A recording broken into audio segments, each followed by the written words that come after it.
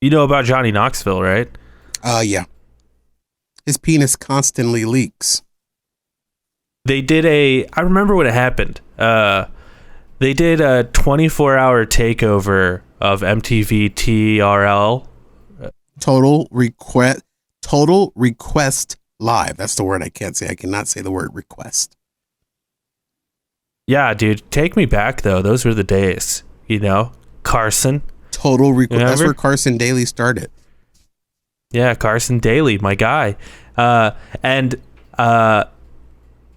they don't even have TRL or anything like that on MTV. Like they used to have like a spot in New York where it was like this epic iconic spot where TRL took place, where they looked down at Times Square, and like it was just like an iconic show and like an iconic time, and there's just like none of that shit anymore. Like it's all dead. Like it's kind of a bummer.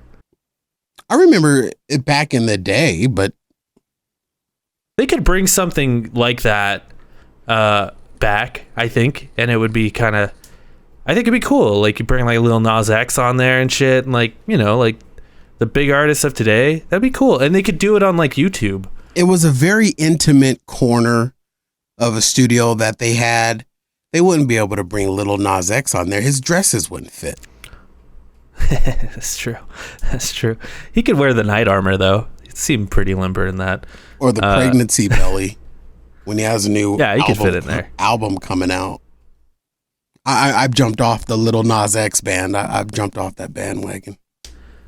But like Johnny, they did like a 24-hour takeover of TRL in that building, Jackass, and I remember it vividly because I watched most of it, and it was all live, and like that was the day that like Steve-O had like a huge breakdown because he was like so cracked out on drugs, and like they had to kick him out of the studio and stuff. But during that, they showed this like tribute to Evel Knievel. Mm-hmm. And Johnny Knoxville, who is not, he doesn't ride motorcycles. Like he doesn't do that. He's like, I want to do a backflip on a motorcycle. And they're like, okay, whatever you do, when you're in the air, don't let go of the bike because it'll just come right back down on you. So like if you're going to biff, just hold on and just take the biff with the bike. And he let go of it in the air. Of course he did. Of course he did. And it went soaring up in the air. It came down, and the handlebar landed right on his dick, split his urethra in half, and he's had a fucked up dick ever since. And how many times has he shown his fucked up dick? He shows the like pee thing on his leg. I mean, the Jackass boys are not ashamed of showing their genitalia. That's one of the things that they do in those movies. Johnny Knoxville has never revealed his banana split dick. I don't think Johnny ever fully like revealed his dick though. He wasn't that guy, That was more of a Chris Pontius, Steve-O kind of thing. Oh God. I mean, it was so stupid and funny, but it's not, if you haven't seen it, you're not missing anything. Sorry, Steve-O. What, Jackass? Chris Pontius. No, Steve-O and Chris Pontius' dicks. Well, I think they always played it for laughs. They never played it like, they tied look at my dick. a string to Chris Pontius's wiener and then tied the other string to a drone helicopter or something. It's so.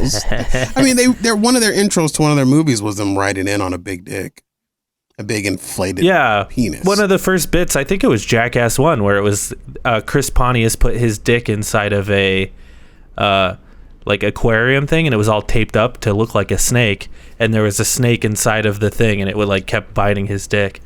Is he still classic alive? stuff, dude? Chris Pontius? Yeah. And Steve-O? Yeah, they're still kicking, man. Steve-O is. I just heard Steve-O on another podcast that I listened to, and he's hawking a book, and he's sober. Yeah, he's been sober for like well over a decade now. And he's engaged and married. That new Jackass movie, I'm very excited about it because it's probably, I hope it's the last one, You know, like I hope they don't keep going after this. You know, like let's call it. Isn't it amazing that none of them have died in any of the making of this movie yet? I mean, they've gotten seriously hurt, but none of them have died in the process of making one of these movies. Yeah, well, I think a big part of it does seem like this movie is more like they're bringing in special guests like Eric Andre. I know Tyler the Creator showing up. Oh boy! Like it seems like they're bringing in the crew, because Jeff Tremaine has that. Jeff Tremaine, who created Jackass, has like a group where he did a show with Tyler the Creator. He did a show with Eric Andre. Like that's like his crew. So like it seems like they're bringing it all together in this one. Yeah, I'll definitely watch it. I definitely want to see it. I won't go to the theater and see it though. I'm not gonna drop $19 to go see it in a movie theater, but I will see it. You know, if it ever just see it on Tuesday, $7. If it ever hits like, you know, discount theaters or something like that, I'll go and see it. Oh, I'll see it in theaters. Absolutely. I grew up with, and that's what I'm saying about MTV. Like MTV was so important to like me growing up, like, you know, Jackass, TRL, waking up like super early in the morning, and they would be because I had to go to school, and like I got excited to wake up before school so I could check out all the new music videos that were coming out. I would switch between MTV, MTV2, VH1, and Channel 6, which was it's called the CW now, but it used to be called WB. But they would play music videos in the morning too. Like you're so white. You're so white. That was why. Because when I woke up early in the morning for school, when I woke up early in the morning for school, I was like, oh, is there going to be food in the house? I've never been a breakfast guy. I never ate breakfast. Oh yeah. See, that's the first thing you go to is breakfast. I'm thinking economic status and you're thinking breakfast. I mean, shit, dog. Like I've been there. Oh, okay. I'm kidding. I was a Cosby kid. You can't counter argue that, but I was a Cosby kid. I can't even. I can't play poor black children waking up in the morning wondering if they have anything to eat. Yeah, so like I liked watching music videos, so sorry. Yeah, while other little black boys and black little girls were, Mommy, do we have to put water in our cereal? What the fuck, man? I wrote it the fuck out of you right now. Like, what am I supposed to say? You know what you're supposed to say, Jake? You're supposed to say 5, 6, 7, 8.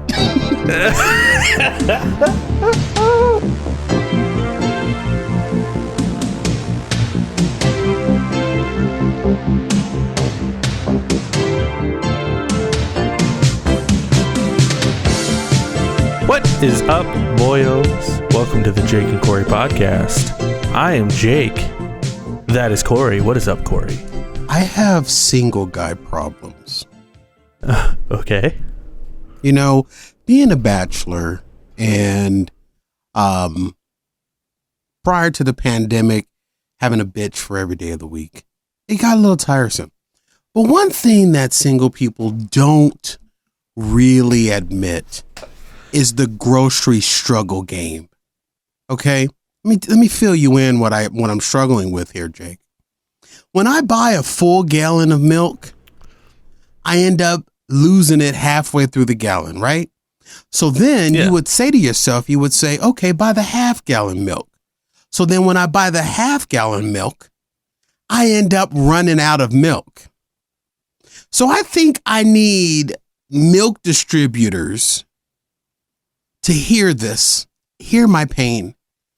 I need a 3/4 gallon of milk. I think that would be right in the sweet spot. A 3/4 gallon of milk. I also need a 3/4 loaf of bread. Because if I buy a full loaf of bread, it's green before I get to it. If I buy the small packages of bread, the boutique breads that come with 12 slices in it. I go through all of that and I want some more bread. So there has to be a middle ground for us bachelors.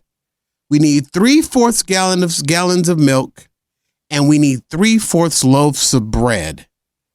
So and also, how come it's 2021, almost 2022? We got penis rockets going into space, and yet we still haven't figured out how to make cheese last longer than like a few days after you open it. Everybody ain't got those damn zip tuck air sucker machines. And then that only extends it a couple extra days. I don't eat cheese every day. I want my cheese to last longer than a few days after I crack it open. I buy the brick. And here's another thing. You get the 1 pound block of cheese and I run out of cheese. You get the 3-pound block of cheese. Halfway through it, the rest of the cheese goes bad. So I need a 3/4 pound, a block of cheese for us bachelors. Thank you. Yeah, you got me real hungry for one of those Baybell teas right now, man. I fucking love those things. Fuck my struggles, Jake. You just got hungry. Yeah, I did. But I got the same struggles, man. First of all, milk is gross on everything except for fucking cereal. That's all I use it for. I use it for cereal and I use it for whisking eggs in the morning. That's where my milk goes. So I happen to get myself some frosted mini wheats at my last grocery pickup, and a box of honey bunches of oats with almonds, and then so good. And then I got the 1/2 gallon of milk because literally when I cleaned out the refrigerator, the hours before I knew I was going to go pick up my Walmart groceries, I threw away a 1/2 gallon of milk that went bad. I threw it out. So I knew that I was going to replace it with a 1/2 gallon of milk. And then before we taped this show, I'm looking at the 1/2 gallon of milk that I have, and I've got probably half a bowl of cereal worth of milk left in there. Oh yeah. I mean, I definitely feel the struggle because I'm also a single man. Okay. The struggle is real. The struggle is real because here's the other problem is when you buy food from the store and you're going to make yourself a meal, the only way to really make a good meal is if you're making it for multiple people. I have found I'm going to end up making more than I need, almost every single time I'm making something. Yeah. And I end up spending way more money making a good meal than I would just picking up a double cheeseburger. I disagree with that. I'm sorry. I'm gonna have to push back on that. You do not spend more money cooking at home.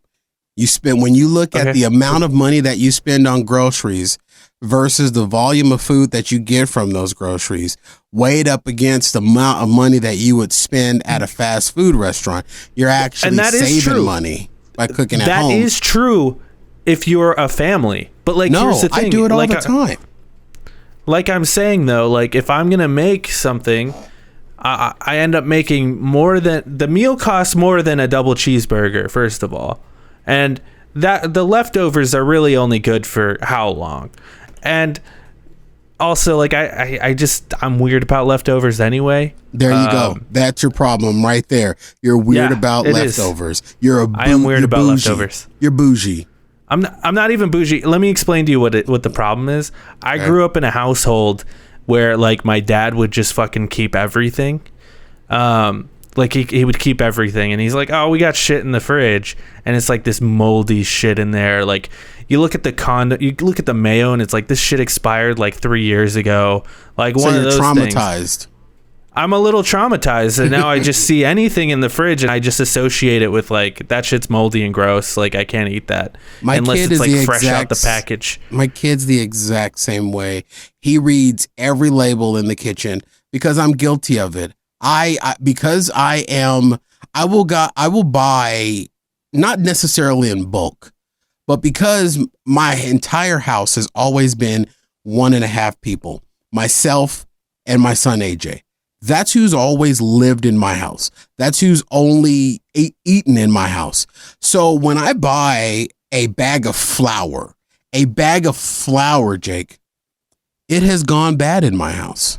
I'm not talking about just milk, bread, butter, and condiments. I'm talking about shit that's sustainable for years. I've had bottles of vegetable oil that have an expiration date of at least 2 years go bad in my house, Jake. I've had bottles of liquor that have an expiration date of 5,000 years go bad in my house. So my son is traumatized by that too, where he checks every single expiration date. I've had a jar of peanut butter go bad on me, man, because I don't eat it fast enough. And then before the pandemic, what I would do is I would literally go to the grocery store almost every day, because I would go to the grocery store and buy what I was going to cook for dinner that night, buy the ingredients that I was going to cook for dinner that night, and buy the ingredients that I was going to cook for breakfast the next morning. And then I would do the same thing the next day or the following day if I decided not to eat. You got to shop in 3 day increments. I think that's the way to do it. I would literally go to the grocery store every 2 or 3 days. Number one, I have a grocery store within walking distance of my house, which is perfect. And I would just go every day. That was prior to the pandemic. Now I don't do that. Now, in order for me to order groceries, I got to have at least $35 worth of groceries in order for the little Walmart smock guy to bring it out to my car in the parking lot. Yeah, for sure. I feel that too, because I feel like if you're going to make food, and if you're a person like me, like leftovers for me last a max 3 days before I'm just like, this shit is going in the garbage. Like that. You know what? I would agree with you. 3 days is pretty much the and time. That's like the ultimate max. Like I'm hoping to eat those leftovers the next day. Like if that's not, just who I am. 3 hours later when you get hungry again, because I made a box of Hamburger Helper. Chili Hamburger Helper, and it was just so bland. Hamburger Helper, it's 2021. Get some flavor in them damn boxes. But it was so bland. You gotta get that chili mac, dude. You gotta get the chili mac. I did do the chili mac, but it was so bland. But you know what I did to push it over the top? It's the best one, dude. Yeah, it is the best one, but it was bland. Flakes. I didn't do red pepper flakes. I found this little. It's the move. I found this little secret seasoning that I had never seen before. On the Walmart app, and I happened to grab it, and it's a little seasoning of lemon and cayenne pepper. Nice. And I put that. I bet that's good on wings. I would imagine so. I put that in the chili mac, the chili Hamburger Helper, and boom, it set it off. And then I paired it with some jasmine rice, and I topped it with some sour cream and chives. Boom, yummo. Dude, that is the beauty of if we're being honest, that's the beauty of Hamburger Helper. Because you take Hamburger Helper and it's like, here's the template. Now make it. You gotta help it. The word the word is in the question. Yeah, you gotta help the hamburger, especially if you want to get some good flavor out of it. You gotta help the hamburger. And I like to let my Hamburger Helper sit for a while, because I don't like soupy. I don't want a gravy in my Hamburger Helper. I want to really give that sauce some time to tighten up, so I'll let Hamburger Helper sit there for about 5 minutes. Noodles get all mushy and weird. Well, you got to take that time and you got to subtract it from the time that you would normally cook your noodles, and then and factor that time into your rest. And then your rest would allow your noodles to finish cooking. You can bring them off of the heat and let them finish cooking just on the residual heat of your pan if you got a good pan. Man, I hooked it up today. I was happy, but my milk is gone. I'm running out of milk. So the other day, it was it's probably a few months ago at this point. Time is escaping me. It's forever fleeting, I guess. But I went to Nick's house. Which, if you don't know who Nick is and you're listening to this show, go check out the Loner Gamecast live every Monday on twitch.tv/lonercast. But I went to Nick's house and we had we got a pizza. Okay, we ordered a pizza, and I was like, "Oh, did they bring peppers? I want some peppers on my goddamn pizza." The dry peppers or the peppercinis or pickled jalapenos? What kind of peppers were you looking for?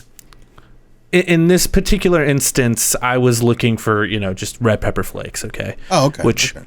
I'll take a red pepper flake. I'll take a ghost pepper flake. I will take a scorpion pepper flake. I just want a pepper flake to spice that bitch up because I'm from Arizona. Everything needs to be spicy.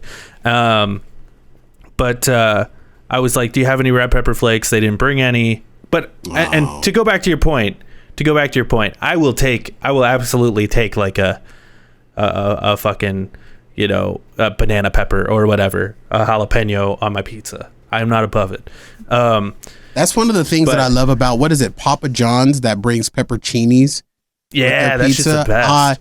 Dude, I don't even like their pizza much, but the fact that they bring a peppercini is just like, dude, the peppercini is what brings the flavor out in that pizza. Honestly, I ask for if extra. You eat that always pizza, extra. Always ask for extra peppercini. If you eat that pizza without peppercini, it's cardboard with ketchup on. It's horrible.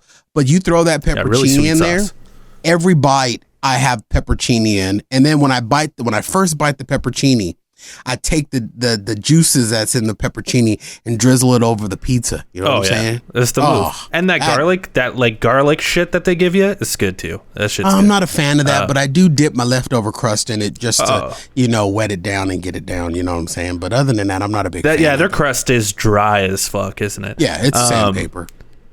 I will drink that fucking garlic sauce. I will drink it. Have I It's ever delicious. cooked for you? I don't think I've ever cooked for you.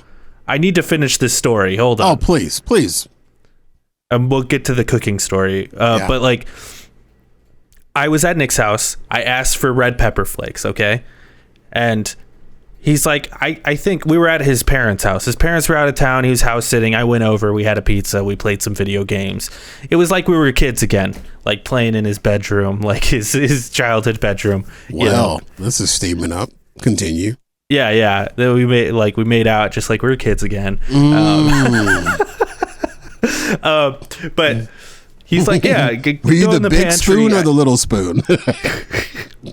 We switched. That's nice. I go in there. I grab the peppers. I put them on there. I nearly threw up when I put them in my mouth and ate the pizza. And we're still talking about the peppers, right? Not Nick. Yeah, the red pepper flakes and Nick's penis. But Jesus, come on! If you're gonna rip the Band-Aid off the joke, it's not funny. Jesus. Well, we had to make the joke end, and there we go. Now we're not gonna. No, it's just awkward. No, it's just awkward. But you got to remember, red pepper flakes, tiny little things. So you wouldn't think if that went bad, you eat it, it's gonna make you puke. It's like a tiny little thing. Oh, but I think I know where this is going. So I nearly threw up. It tasted like I was eating greasy sand and it went rancid. Yeah, it was fucking gross. And then I look at the bottle because it was one of those bigger bottles of red pepper flakes, and it was just a pile of grease at the bottom of it. And I looked at the expiration date. Okay, this happened in early 2021. They expired in 2008. Yeah, that's about right. That's about right. Yeah, literally, that's about right. 13 years they've been expired. Yeah, and all of the oils from those most horrific thing. Those seeds, those are nothing but roasted seeds from a jalapeno is what makes a red pepper flake. From a red pepper, and I said jalapeno, red pepper, and that's just nothing but the oil that is now just rancidy released out of the. It was horrific. I would have been mad about that, but I've done that before. I've used rancid. The worst part. Go ahead. Sorry. No, I've used rancid chili oil before, where it had separated. And it had been, I've been in my house for 11 years. I would say probably a good 8 years. Probably came over from my old house. How do you not know, though? How do you not know? Because it just slips out of your mind that it's there, and then when you have a craving, you're go rummaging through the cupboard and you find it, and You just somehow just go. And red pepper flakes, I can understand how that could go unsight because looking at it, it doesn't really give you an indication that it's gone rancid. That was always the thing that I like never paid attention to. I never paid attention because I told you, I'm a little traumatized and I like pay attention to expiration dates on fucking everything. Sure. Which I think is another reason why I like takeout food, because it's like out of sight, out of mind. You know, it's like it's just there. Or like if I go to someone's house, they make food, out of sight, out of mind. I don't even think about it. But like red pepper flakes were always something I never paid attention to, but now I'm getting sort of weird about red pepper flakes, where I pick them up and I like check, like I'm like, are these bad? It's a little OCD for me. Like I'm like, is this shit, like I'm a little freaked out by it. Are you freaked out to the level that you carry packages of red pepper flakes with you? Where you carry your own little stash of red pepper flakes that you know are good? I do have a stash of red pepper flakes that I tend to keep in my car when it's not summer, because they get fucking roasted out there in the summer. But like in the wintertime, I'll keep a thing in my car. But that's just because I like red pepper flakes on like everything. You know what I mean? Ghetto as hell. Oh, you got barbecue sauce in there too. You got McDonald's dipping sauces in your fucking glove box. That's a great idea. That's a great idea. No, dude, I'm just like, sometimes I'll like, you know, get a pizza and eat it in my car. I'm like, I could use some red pepper flakes, and I like open up the glove box. I got some flakes in there, baby. You know what I mean? I miss eating in the car. I so miss that. Ever since COVID, I eat in the car way more. I don't, because I have to get home and see, I have a higher severe level of OCD compared to you, not compared to severe OCD people, but I can't do it anymore. I have to get the food home, get it out of its bag. The once or twice a month that I actually do eat out, I have to get it out of its bag and put it on its own plate. I can't. I did eat in the car once about a month ago. I went to McDonald's and I got a McDouble, and I told myself that I can do it if if my hands never physically touch the food, if my hands just touch the wrapper. Then I said, okay, I could eat it. And then I did it, and it was so enjoyable. I had missed it so much. I'm not crying. You're crying. I drove around the block, an extra block, just to, enjoy the moment a little longer. And it was like, 11:30 at night when I was getting off of work at the arena and was driving home. And I'm like, man, I miss eating in the car. Because, I'm just so nervous about my hands now, even more so than I was before with COVID, especially when I'm leaving the arena with all those dirty, drunken people cheering for, an indoor arena football team. So I don't want to touch anything, you know what I'm saying? Let alone touch food. But man, I miss the days where you drive up to McDonald's and you get, some fries, and you're chomping on the fries on the way home, and you get home and you got nothing but burgers or nuggets left because you've eaten all the fries. You know what I mean? I miss those days. The damn pandemic. I need the pandemic to be over. Hell, shit. Fuck. I'm very much the kind of person, and a lot of people cannot relate to this, where they're like, and I know this because, my good friend Nick is the same way, where like, if I'm not going with someone, like, what's the point of going at all? I'm totally not like that at all. Like, I like having experiences, even if that experience is just me. Like, I'll go to a concert by myself. I'll go to a movie by myself. Yeah. I will eat at a restaurant by myself, just because I like to. You're on record for saying that here, and I personally think it's weird. But you've gone on record to say that. And I think a lot of people think it's weird. I think but a lot of people do it. There's a lot of sleeper people that go to movies by themselves, go to theaters by themselves, go to don't mention it. Shows, and then they don't say it because it's a little loner casty. Yeah. If I had my iPad on, I'd give myself a ding. It's almost like that name was important to me, but like but. I think I would prefer to eat at a restaurant with someone, but I actually don't mind like sitting at a restaurant, got my earbuds in, listening to a podcast, eating my pasta or whatever the fuck I'm eating. And I'm very much like that. So during the pandemic, I couldn't do that as much. So I would like order food and eat it in my car. Cause And fucking the pandemic was kind of hard for me because like I don't like being in my bedroom too much. Like my bedroom is a spot for me to sleep, you know, like that's what I do there, or I play video games, which I like doing that. And I like doing the show in my bedroom or whatever. But like ultimately, if I'm not doing those things, like I don't want to be in my room. I don't want to be in my fucking house. I want to be out doing things. Like we only have this time right now to do those things. And if I don't do them now, I'll never do them, you know? So like the pandemic for me was just like fucking torturous. And it's funny because I am very introverted. Like I'm so shy and like I don't talk to people, but like I like standing in the back of a fucking concert and just watching a concert by myself, just sort of bobbing my head. Like I like having those experiences. Yeah, that's not weird at all. It's not like I'm wearing a fucking hoodie. Like I'm planning. Yeah, you're wearing a fucking hoodie standing in the back of a Wiggles concert with a pocket full of lollipops. Listen, Jake, it's not weird at all. Although I would, dude. Have you seen Yellow Wiggle lately, dude? Oh my god, she's so cute. She is a fucking cutie. I would go for that. Thank you very much, Tinky Winky. Here's what I'm trying to say. Dude, look up the Yellow Wiggle right now. I'm not looking up a Wiggle. I have no kids. Look up the Yellow Wiggle, dude. There's no reason for me to look up Wiggles. No, look up the Yellow Wiggle. Just type in Yellow Wiggle. You are not going to tell me that the Yellow Wiggle is on fleek. I'm not doing it.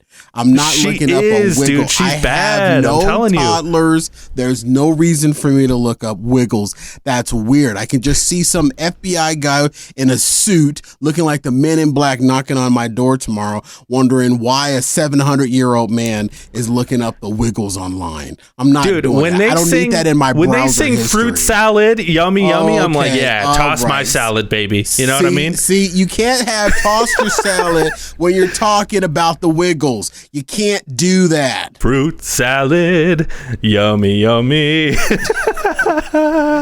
I'm so glad this is not a show for kids. You just ruined someone's childhood. Oh, dude, the Yellow Wiggle is bad. I'm telling you. Not looking up the Yellow Wiggle. But anyway, back to my not original question, but one of my questions. Have I ever cooked for you? No. You're missing out. Am I? I'm a damn good cook. Ask any of my guys. I've cooked for my fat guys. I cooked for my fat guys several times. I'm a damn good cook. You're missing out on an opportunity. Okay. Tell me about it. Why am I missing out so much? Because I'm a damn good cook. That's why you're missing out. I'm trying to send you a picture of the Yellow Wiggle. I'm not going to look at the yellow. I'm not going to look at the Yellow Wiggle, you weirdo. Not doing it. Stop sending me a picture of the Yellow Wiggle. And you text it to me. You literally just text me a picture of a fucking kid's cartoon. It's not a cartoon. They're real people. They're grown people in cartoon mask. It's the Masked Singer for kids. They just wear fucking yellow shirts. I mean, like, shit, dog. They're just humans. Although I am slightly attracted to Tipsy Whipsy. You know what I'm saying? Look out, Teletubbies, baby. They're fucking television tummies. You've got problems. Now tell me, is it creepy that I like to, like... Yes. Like, watch things by myself? It's not even that I like to watch them by myself. I'll try to invite people, but then people will be like, no, I don't want to do it, but, like, I really want to see this band. So, because, like, why is that bad? Why is it creepy, though? Oh, are you talking about the Wiggles? No, I'm talking about just, like, me going to a concert in general. Like, that's not weird. I thought you were talking about the Wiggles. No, that's not weird. That's fine. That's what you do. Well, no, I'm not going to go fucking see the Wiggles. You sure? You seem to pitch a tent over the Yellow Wiggler. I mean, I'd let them eat my fruit salad. That's all I'm saying. Okay, now I gotta eyeball this whole the Wiggler here. Yeah, yellow. I don't think that it's weird that that's weird. I regret. Not for you, huh? I'll never be able to unsee that picture. You sexualized a child's childhood. You don't talk. It's my childhood. The Wiggles were my childhood. You weren't a child when the Wiggles were wiggling. Dude, the Wiggles became a thing in the 90s. I was definitely... Oh yeah, I was born in the 90s. I forgot you're 14 years old. Let's look up the Wiggles. Your childhood was Schoolhouse Rock. The Wiggles was not the Wiggles. Formed in 1991. That's before I was born, dog. Oh, I forgot. I do this show with a 12-year-old. Although it does look like the new Yellow Wiggle became the Yellow Wiggle in 2010, which I would have been a sophomore in high school. Officially creepy. Officially creepy. But I don't think it's creepy or weird that you go to concerts and eat at restaurants by yourself. I don't think it's weird that you do it by yourself. I think it's weird that you do it during the pandemic, but you're a lot more bold than I am. I mean, I don't really do it as much anymore. Yeah, but you are definitely, and you've definitely released yourself a lot more than I have. For sure. And like, definitely like during the heat of it and like the height of it, like I didn't do shit, man. I went to work. I came home. I was maybe a bit more brave than you that I got like Taco Bell probably more than you did. But like when I got my vaccine, I definitely loosened up a bit. You went crack whore pussy loose. Yeah, I mean, like I still like don't go out as much as I did, but I will say like I did just see the Eagles in a fucking stadium. I wore my mask the whole time. Stadium. And let me tell you something about the Eagles, okay? Very diverse crowd. I doubt it. Diverse. I doubt that. Not a single non-white face in that crowd. And I'm part of the statistic, I suppose. Because anybody with a different color face than white probably couldn't get into the damn Hotel California. Yeah. The show was crazy, though, let me tell you. They fucking brought out a full orchestra right in the middle of it. It was was that your first time in my arena since it's been remodeled? Oh. I guess. I don't know. How'd you like my arena? I actually hated it. And let me tell you why. Son of a bitch. We had cheap seats. Like we were up high. 200 section. I don't mind being up high. The real problem is like, dude, they squeeze you in there like you're on an airliner. Like it's you're like fucking sardines up there. It's really not right. Try running a camera up and down those stairs up there when you're working. Try doing that. It's fucking bullshit, dude. Like, why do they do that? I understand they're trying to make more money and those are cheaper seats, but it's like you already have the disadvantage of being so high up. Like, lose a few dollars just to give people a little bit more room. You know, like did it's they fucked have up, on man. Did they have the center hung with video on it, or did they have their own video screens? They had their own video screens. Yeah, and our center hung was probably like all the way up, tucked away. Yeah. Because it's not that bad. Half of the thing. Yeah, they had a concert. They had a concert set up. Yeah. The nosebleed seats. There's a reason why they call them the nosebleed seats. And in that particular arena, they are horrible. But I've seen even worse. I felt like the Gammage Auditorium nosebleed seats are even worse. Not because of the angle that they're at and because you're so close together, but because the Gammage Auditorium in Tempe, Arizona, its balcony nosebleed seats is suspended in air. So it rocks.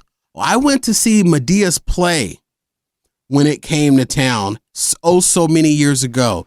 It was like the first time I had been to the Gammage Auditorium in quite some time.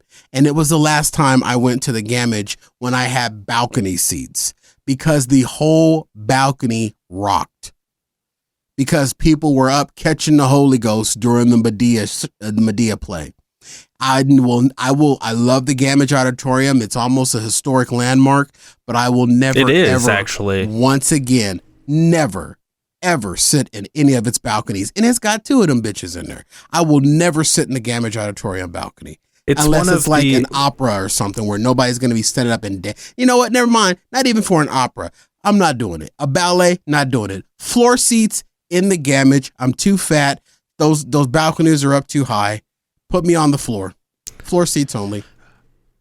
Yeah, we have a very famous architect who's from Arizona, and Frank Lloyd Wright, and Gammage Auditorium was one of the last buildings he worked on before he died.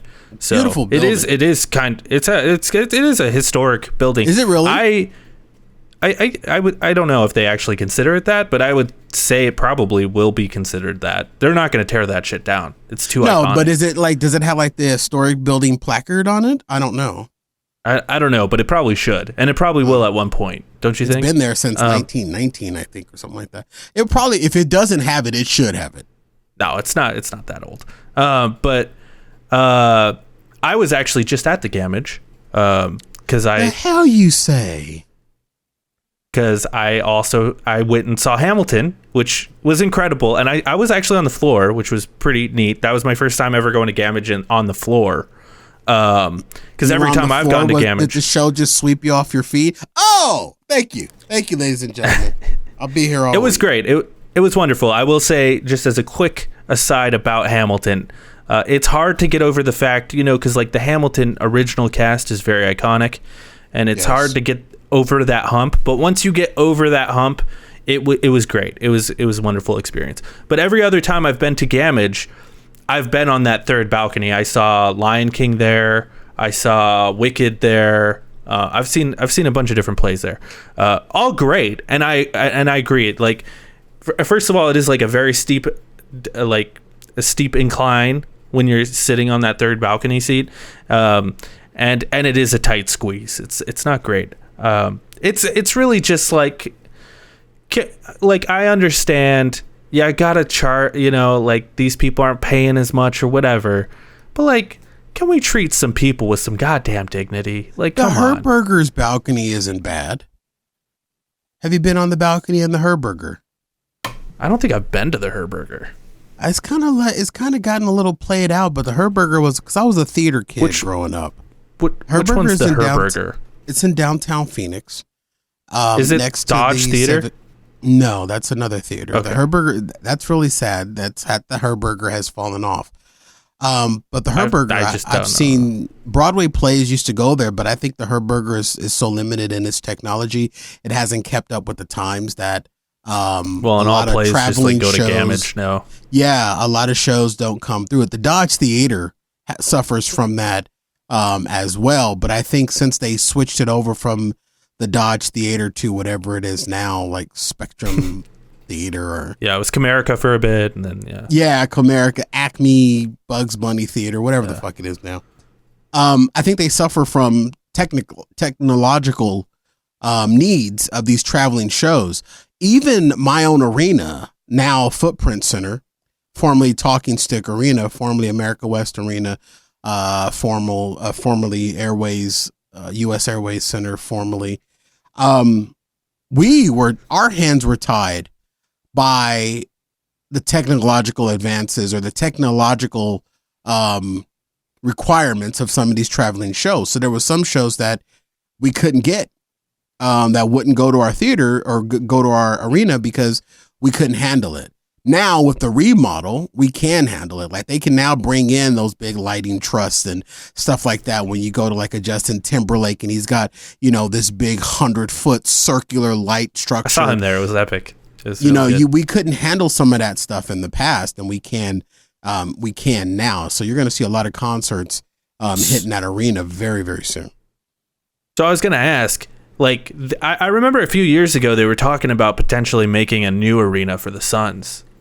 Is that like dead and gone, and they just decided to remodel?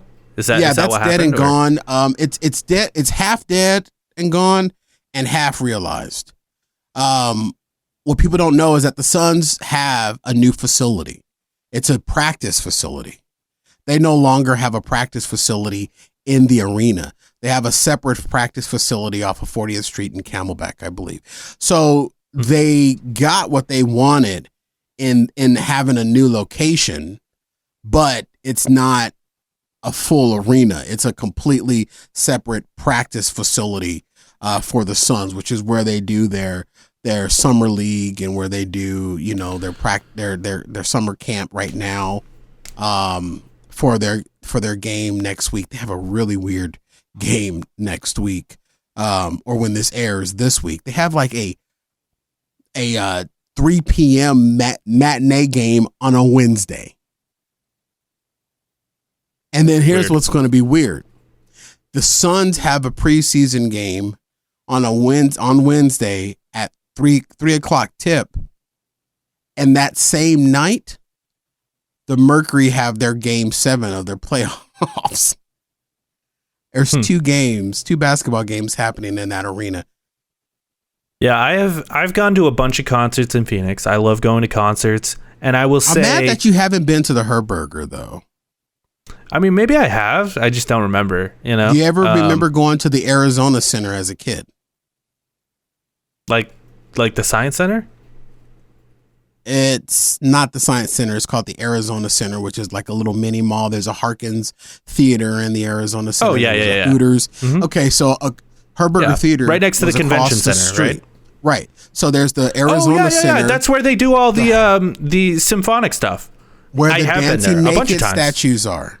That's I've been there a bunch of times. Yeah, that's where they do the symphonic shows. The Phoenix Symphony. Yeah, I've seen the Phoenix Symphony like 10 million times. I just didn't put together that was called the Hamburger. The Phoenix Symphony doesn't play the Hamburger. The Phoenix Symphony plays the Phoenix Symphony Hall. Okay, next to the Hamburger. It's a block away from it, but it's in the same vicinity. I have. Okay, I don't fucking know. Then I don't fucking know. Okay, we're gonna have to take a trip down to downtown Phoenix. I'm down. That was something. I love going downtown. Let's go. I will go into downtown Phoenix with you because I have. You know what I have not done, and it's not even during just the pandemic. I can't tell you the last time I've actually walked through downtown Phoenix. Let's can't fucking tell you. I'm down. Let's do it. There's some great places down there. There are. I won't go in any of them, but I like to see them from the outside. But I have been to many concerts.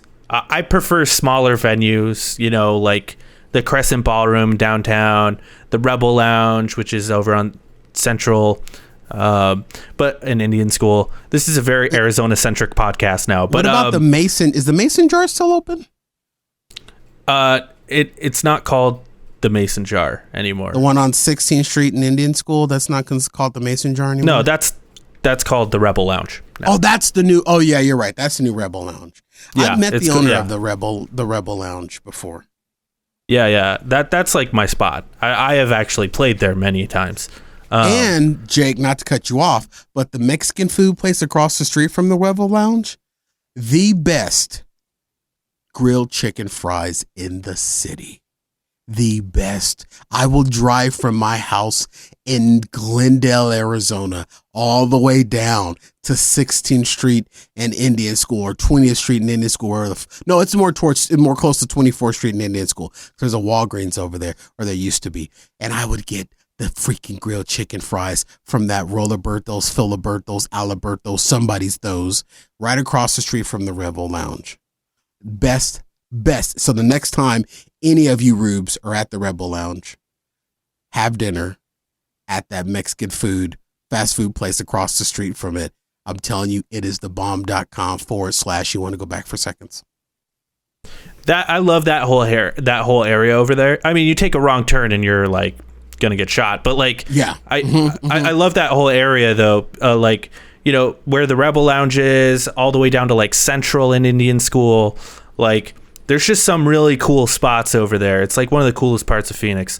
It is there's like some cool comic book shots, but there's some scary spots in there too. Yeah. You take a wrong turn, you're fucked. Yeah. You know what I mean? But that's kind of Arizona in general. Yeah, there's the VA over there, and then you got the crack Chevrolet on 3rd Street. Yeah, that's kind of Arizona in a nutshell, though. It's like, it's really nice in one area, and then you turn right, and it's just one block you're in heaven, the next block you're in hell. Yeah, but that whole area over there, there's like a lot of really cool spots, more like mom and poppy shops. Joyride is really cool, Postino's is really cool, all those really cool places over there. Lots of art built into the sidewalls of State Route 51, now known as Piestewa Peak, formerly known as Squaw Peak. There's a lot of beautiful art, and I know that because Yeah, they changed it from Squaw Peak because squaw is an offensive word to Native Americans. Oh, I had no idea. It's called Piestewa Peak, or if you're looking at it from a federal level, it's State Route 51. Right. That gets you from basically the airport to Scottsdale. Nevertheless, there's a beautiful art that's on the walls on both sides, on the freeway side when you're driving and on the outside. And what a lot of people don't know, Jake, there is a bike path. Now, you can hit some turns on that bike path and you get shot or a kilo of Coke. But there are some bike paths. There's a bike path that runs alongside and even under the 51 in some spots. And it's a beautiful bike path. And I know that because I used to rent a loft on 16th Street in Osborne, which butted up right up against the 51. And I used to ride my bike along there, and I saw all these little interesting little trails. And when I go down to get the Mexican food prior to the pandemic, when I go down and get those perfect grilled chicken fries from that Mexican food place across the street from the Rebel Lounge, there is a park that is a block south of the about 2 blocks south of the Rebel Lounge, more towards Thomas and the 51. There's a little itty bitty little park tucked away in there. If you blink, you'll miss it. But I go and I park in that parking lot all the time, and I would eat. There's like 3 park benches, and it's just this amazing little park. But if you go through the tunnel, there's a tunnel that goes under the 51 and lets you out on the other side. You got to be careful going in that tunnel because you will get ass raped. Dude, this is the problem with Phoenix, because I think there's a lot of really cool pockets of Phoenix, and then you go for a minute, you're like, this place is awesome, this is so cool, and then it just ends. It's so small. There's just these little subsects of really cool. Yeah. Even downtown Glendale is pretty fucking cool. But it's a short little thing where there's the comic shop, there's some cool restaurants, there's the big pavilion there.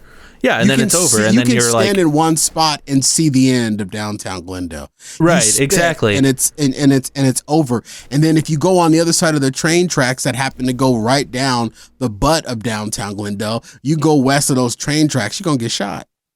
Yeah, you're in hell.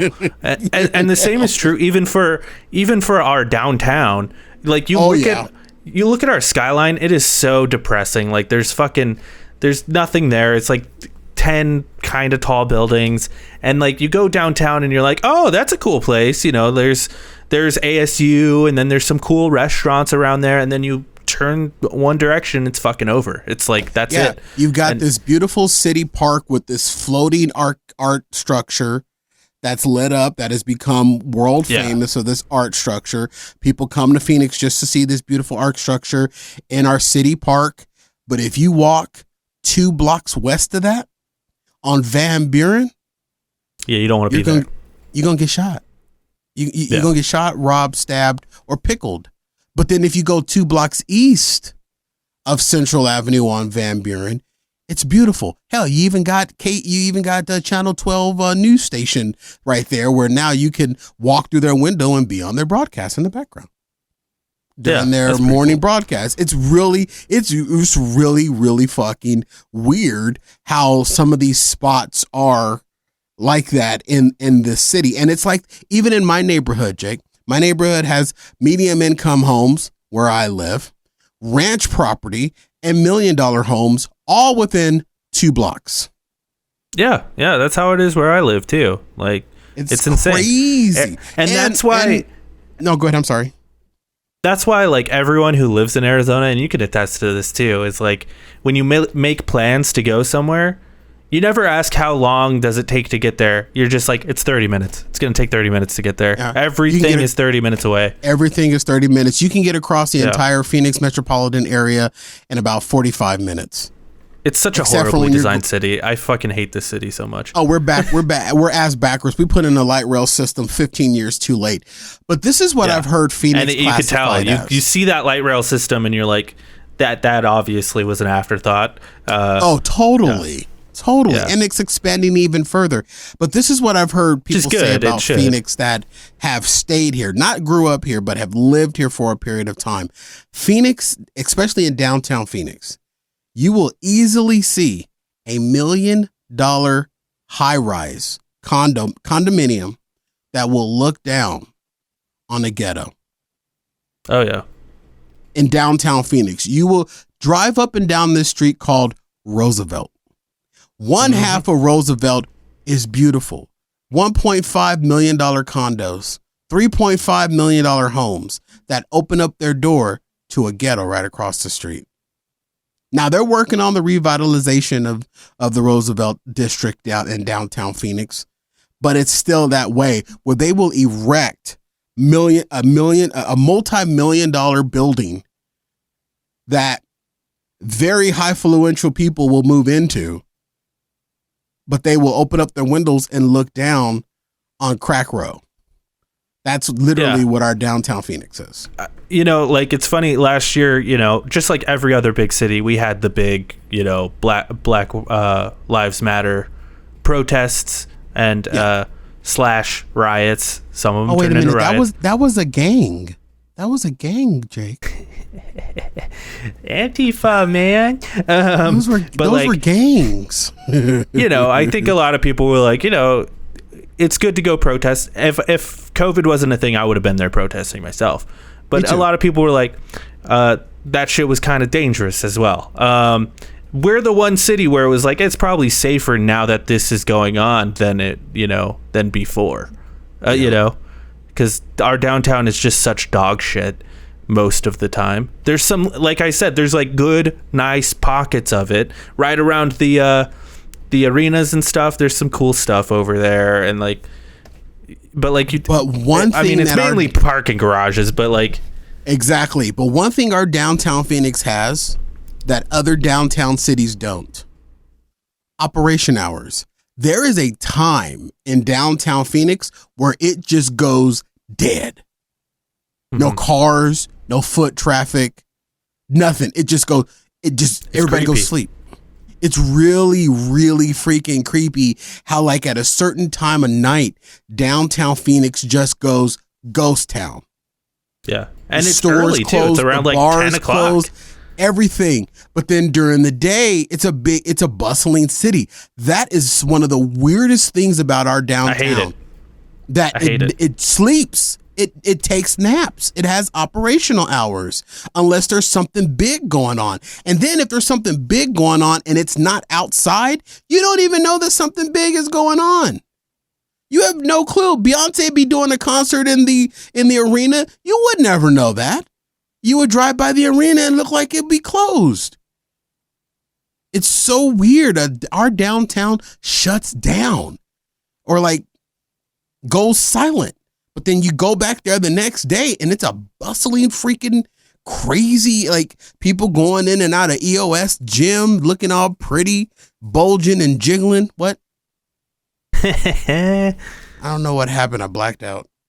I went on a huge tangent here, but I wanted to say, because I was talking about the concerts and the venues.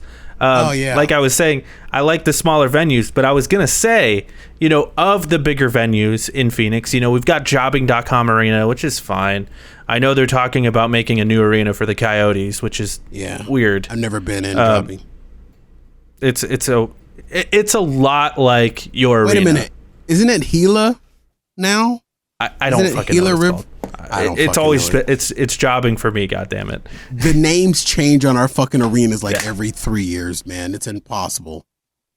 The really nice thing though, like, about, I'm just gonna keep calling it jobbing, the Coyotes Arena, and right next to the Coyotes Arena is the Cardinals Arena, versus stadium. Like, the stadium, whatever, versus like where you are, the basketball stadium, whatever the fuck it's called now, and is parking over in Coyote Stadium easy, because that's all that's there are those two stadiums.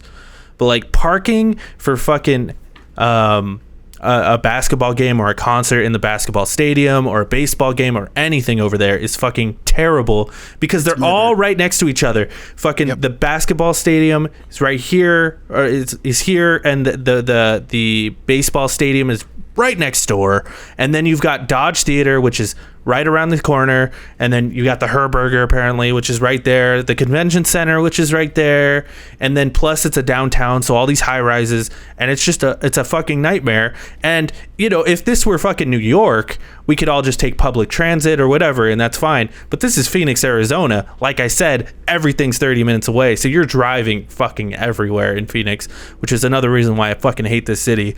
Not very eco-friendly, but no. Like, you know, driving over to jobbing, it's almost like it's a worse arena than the basketball arena, but it's like I prefer going there. I prefer going there just because it's so easy to park over there. There's an AMC theater, there's the hockey arena, and there's the football stadium, and there's some cool restaurants and stuff over there as well. They're constantly rotating because nothing stays open for like more than a fucking day over there, but they're usually pretty cool. And 10 years ago, that was all cornfields and agricultural. But you're absolutely right. In downtown Phoenix, in one block, one street light, if you cross the street, you're at Talking Stick Resort Arena where the Phoenix Suns play. If you cross the street again, you're at Chase Field where the Arizona Diamondbacks play. If you cross the street again, you're at the biggest convention center ever. If you cross the street for the fourth time, you're at the biggest bustling area, which is known as Cityscape in downtown Phoenix. All attached around one stoplight. So you can, and oh, by the way, Cityscape has parking that goes 5 floors underground. I've gone to games that are sold out at the arena where I work, and I've had to park 4 blocks away from the arena. I've been told, because I just signed on with the Arizona Cardinals, that the parking out there is, yes, plentiful, but the arena seats, 80,000 people? So employees park 2 miles away and get shuttled in. Yeah, there's not like a huge there is a parking garage, but there's like one parking garage over there because it's that's literally normally for players. Yeah, and you know, because everything else is just sort of flat parking, and it's not enough. You park in fields and shit. Yeah, it's not enough. And if you try to go park over at like near the Coyotes, where the Coyotes play, to go to a Cardinals game, they're gonna yell at you. They're gonna say, no, you don't park here. And in downtown Phoenix, as bad as the parking is, you know what's worse, Jake? Parking enforcement. Them little motherfucker cars that I don't know how they can tell you've been in that spot for longer than 2 hours, but they love giving you parking tickets in downtown Phoenix. They will tow. Our tow trucks have been specially modified to tow your shit out of a parking garage. So you don't think you're finna get away with it in a parking garage. They got low profile tow trucks to come get your shit. They will ticket you and they will take your shit and they will boot your shit up in a minute. And those parking tickets ain't cheap. They are not cheap. So as bad as the parking is in downtown Phoenix, parking enforcement is even worse. And everywhere, if you find a free spot to park in downtown Phoenix, you park it in somebody's home spot. Every other spot that ain't somebody's home spot is a paid spot. And parking starts at $10 a day in downtown Phoenix. And that's when there's not something going on.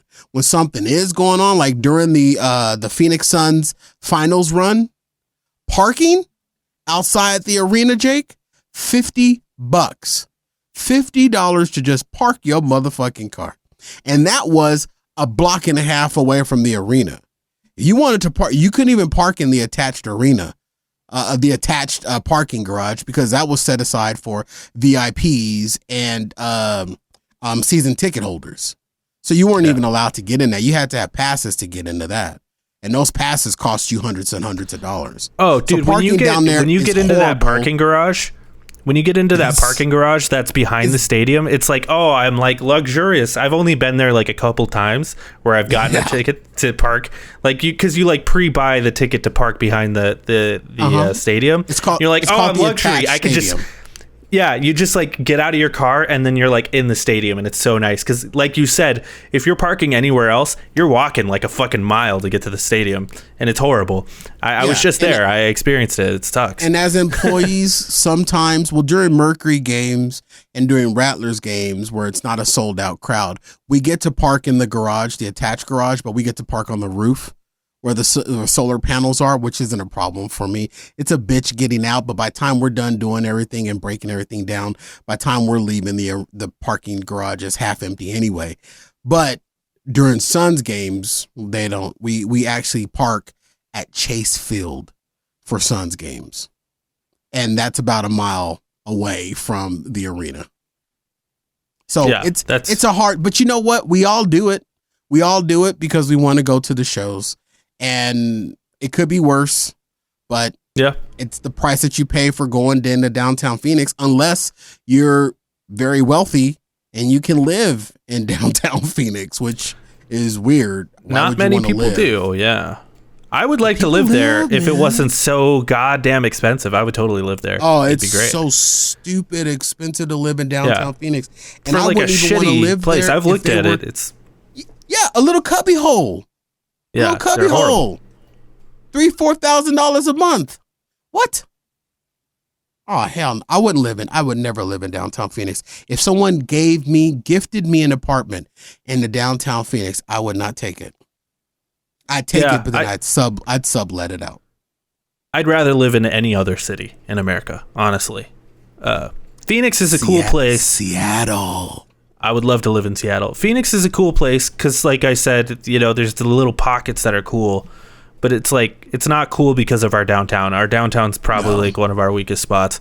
But like the other bad thing about fucking downtown is they're constantly, and maybe people look at this as a positive, but like they're always doing construction there, man. It's always under construction.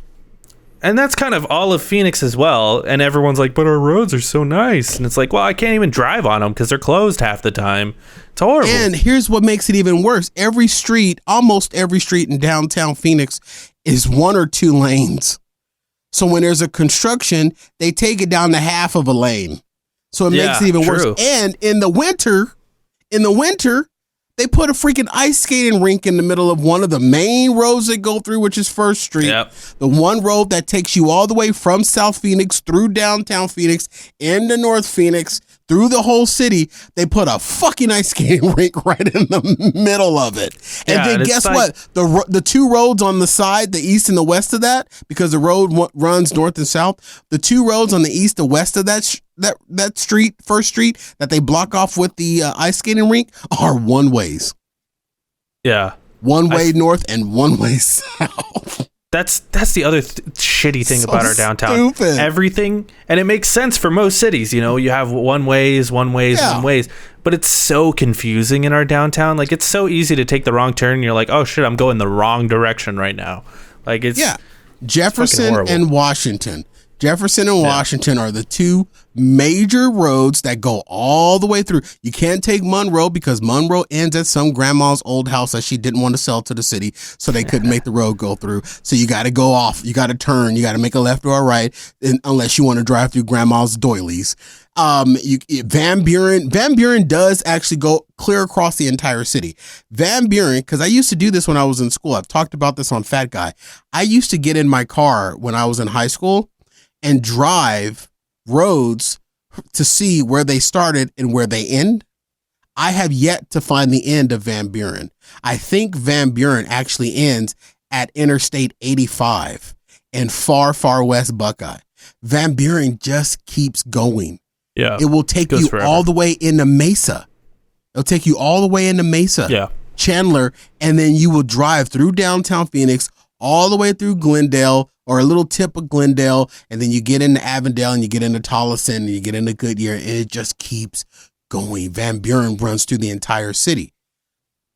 But Washington and Jefferson are the 2 roads where the U.S. Airways, the basketball arena on Jefferson, also known as Taurasi Way, after Diana Taurasi of the WNBA, it's on a one-way. You miss a turn or you miss your turn off, going into a parking garage or something, your ass is finna make 2 more blocks. Yep, it sucks. It's horrible. Yeah, if you're planning on like seeing an event, you have to show up like an hour and a half early. Just 2 hours.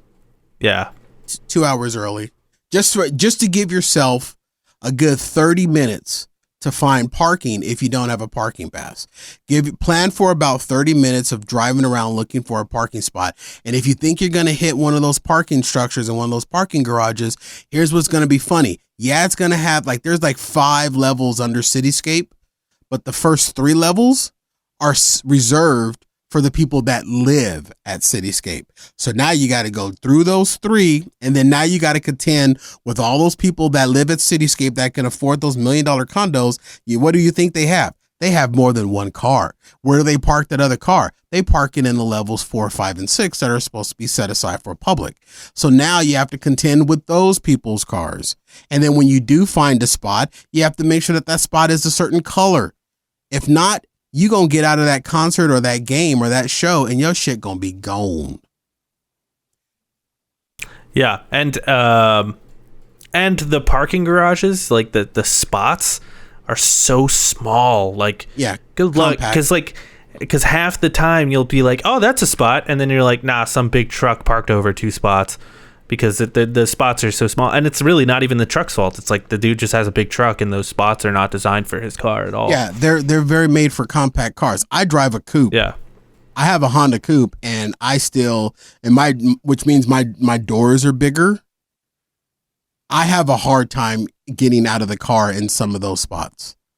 You know, I saw one dude that was pulling in there in a Ford extended cab truck one day, and I'm like, there ain't no way, bro, you about to find a spot. He did find one. He found 2, because that's how many he needed. He had to park at an angle because his nose stuck out too far or his butt stuck out too far, so he had to park at an angle. Luckily, he found 2 spots tucked away all the way in the corner, and that's where he parked. But I guarantee you that dude did not drive that Ford truck with the extended cab ever again into that Cityscape parking structure that goes down into the ground, not up. It's a little, and I get nervous when I'm down there too. I really do. I get nervous going down than I do parking up. I don't know why, because you have to realize there's a 15-story building above you. Plus 5 more levels of parking. That's just an entombment waiting to happen. Yeah. So if you're not from Phoenix and you just listen to all of this, come visit. Yeah, visit our city. Look up Phoenix tourism on the interwebs, and I will tell you this: we described a lot of shit in downtown Phoenix, but the best thing about coming to Phoenix is the Grand Canyon. And here's the secret: the Grand Canyon is 3.5 hours away from downtown Phoenix. Yeah, and it's the best thing to see here. It's nowhere near downtown Phoenix. Yeah, no. If you're coming to Phoenix, the best way to experience Phoenix is if you know someone who lives here, and if you don't know someone who lives here, I wouldn't recommend it. Yeah, and it's a great place though if you know the spots, but like you're not going to come here and know the spots. You're just not. Like I saw an advertisement on Instagram last week that was advertising. It was by my friends at ABC 15. They were saying, "Hey, visit the secret restaurant," and I commented on that Instagram post, and I'm like, "How are we supposed to go visit it if it's a secret?" ABC 15, duh. Yeah, well, no restaurant is truly secret because they want to make money, but it's a novel, neat marketing ploy. Anyway, we got a lot of big stuff coming up on the channel. If you're listening to this and it is not Monday the 4th, come over to twitch.tv/lonercast. We've got a huge stream planned. My friend Cody is filling in for Nick. Cody Rattler, he's big on Twitch. He's filling in for Nick. We're going to have a great time. We're going to be talking Pokemon and Smash Brothers, and it's going to be great.